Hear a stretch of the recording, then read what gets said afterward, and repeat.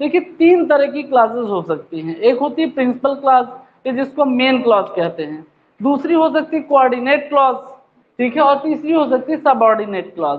तो क्लॉज कितनी तरह की होती है? क्लॉज तीन तरह की। क्लॉज क्या है? उपवाक्य है, ये सेंटेंस का भाग है। तो लिख लीजिएगा ये कितने तरह के हो सकते हैं क्लॉजेस। सबसे पहले हो सकते हैं मेन क्लॉज, है ना। मेन क्लॉज को हम प्रिंसिपल क्लॉज भी कह सकते हैं। मेन क्लॉज को हम प्रिंसिपल क्लॉज भी कह सकते हैं, यानी मुख्य उपवाक्य। दूसरा होता है coordinate clause. Coordinate clause, coordinate clause को हम इंडिपेंडेंट क्लॉज भी कह सकते हैं, स्वतंत्र उपवाक्य, ठीक है, इंडिपेंडेंट क्लॉज। अब बस कोऑर्डिनेट क्लॉज याद रखो। तीसरी तरह का होता है सबऑर्डिनेट क्लॉज। सबऑर्डिनेट क्लॉज, ठीक। अच्छा, हिंदी में लिख दूं क्या इनको? मुख्य उपवाक्य, कोऑर्डिनेट क्लॉज, यानी इसको हम कह सकते हैं स्वतंत्र उपवाक्य, और इसको हम कह सकते हैं परतंत्र उपवाक्य, अगर हिंदी में कहेंगे। बट हिंदी पे नहीं जाते हम, इंग्लिश पे ही चलते हैं। जहां दिक्कत हो तो बता दीजिएगा, ठीक। अब ये होते क्या है, इनको हम कैसे आइडेंटिफाई करते हैं, इसको मैं कुछ एग्जांपल्स आपके सामने रख रहा हूं, ठीक है। जैसे एक हमने एग्जांपल लिया, माई पब्लिशर मानी मेरा प्रकाशक, माई publisher gave me an amount of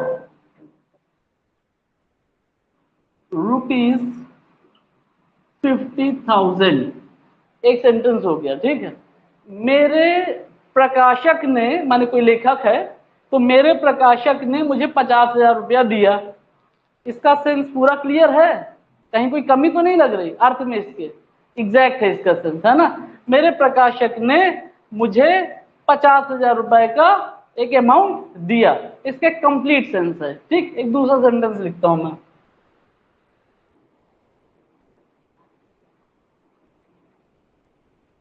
I wrote माई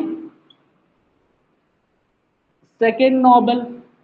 मैंने अपना एक दूसरा उपन्यास लिखा। इसका भी कंप्लीट सेंस है, अधूरा तो नहीं लग रहा। लेकिन अगर यहां पर मैं सेंटेंस इस तरह से लिख दूं, after I wrote my second novel, उसके बाद जब मैंने अपना दूसरा उपन्यास लिखा, तो क्या अब ये सेंटेंस पूरा लग रहा है?